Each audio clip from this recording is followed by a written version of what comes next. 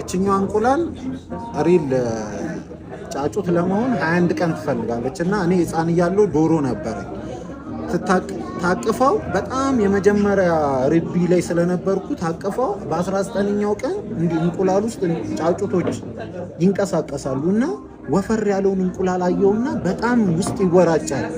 ራርቼለት ሰበርኩት እንዲወጣ ማለት ነው። እንዲወጣ ሰበርኩት። መጨረሻ ላይ ጫጩቱ ሞተ። ለምን? በ21ኛው ቀን የግድ መፈልፈል ያለበት። ዶሮ እንኳን የጣለችው ዶሮ እንኳን ጨክናበት 21ኛውን ቀን እየጠበቀች ነው። ነገር ግን እኔ ከዶሮዋ በላይ ራርቼለት ሰብሬው እንዲሞት አደረኩት።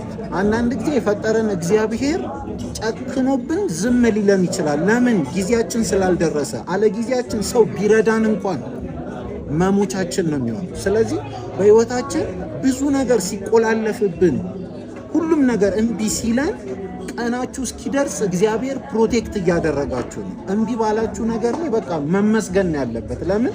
የግድ እግዚአብሔር ቀናችሁ ሲደርስ እራሳችሁ ፈልቅቃችሁ እንድትወጡ ስለሚፈልግ ማለት ነው። ተረዳኝ?